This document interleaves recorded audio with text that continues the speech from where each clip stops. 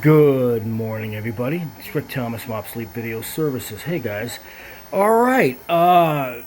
Just wanted to point out I got this Sony Av-5000 as a donation. Got it by UPS yesterday. This thing was extremely dirty and unbelievable. Anyways, it did not work at all. I was going to use this as a parts machine. But we actually got really lucky here.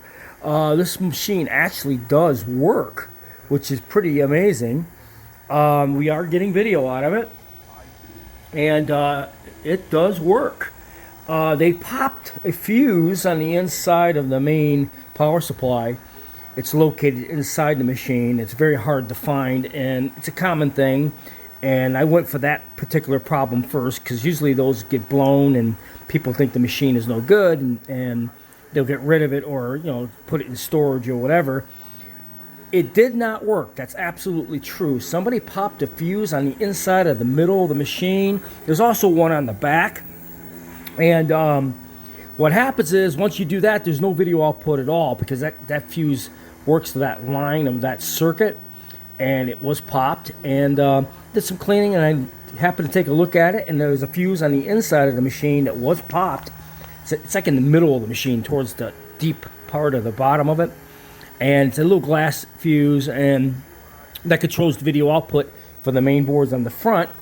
And so anyways, we did power it up. I put a belt on it. The belt was all eaten away, and we are getting video out of it. Unfreaking believable. It does work.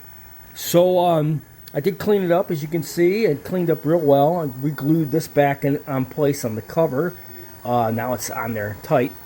And this is the AV5000. It does not have the additional noise board like the 5000A does.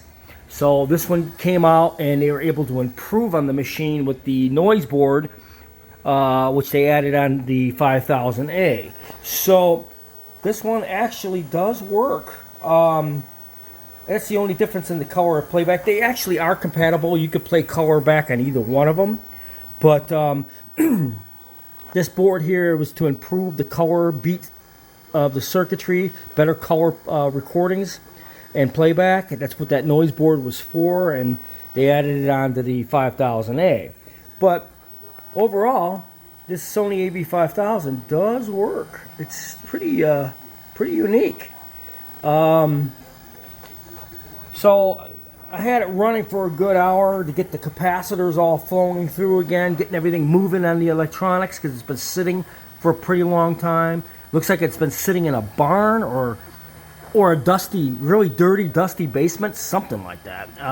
So like I said, guys, I know these machines very, very well. I know what to look for, and I was able to get this machine up and running in about 3 minutes.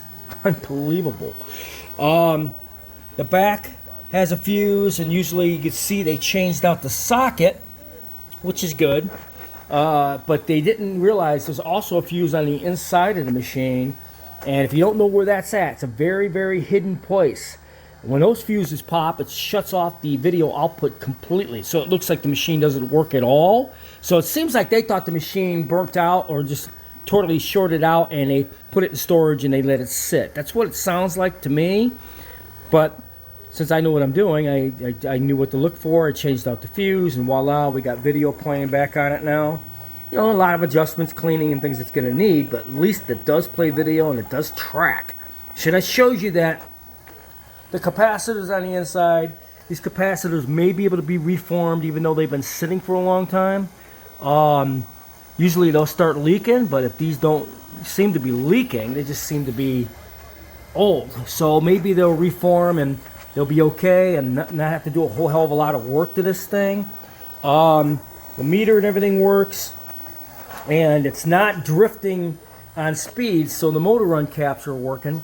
But anyways, we got this machine running in about 5 minutes. All I had to do is replace a fuse on the inside of the machine. It's deep towards the middle. A lot of people don't know that about this machine. And it was completely blown. So I think somebody put it in storage because they thought the machine shorted out. And it's been sitting for decades, God only knows where. And I was able to get it running in about 10 minutes. So I want to appreciate everybody who sends me donations. This is, I know it's November, guys, and donations are needed. Like I said, I have an awful lot of storage, and now I'm getting more and more equipment so I could get more and more organized, but I have a lot of storage to pay for, and Arizona is not cheap. And I'm always looking for companies, people who are well off, who can actually help me out to keep my business running, especially going into November and December. Like I said, guys, it's awful costly. The expense here is very expensive living here. I have storage areas. I have 3 storage rooms with tons and tons of equipment. And trying to bring you guys great content, but I also want to be a valuable service because I'm one of the only people in the entire country who specializes in serious obsolete stuff. So I hope you enjoy this video.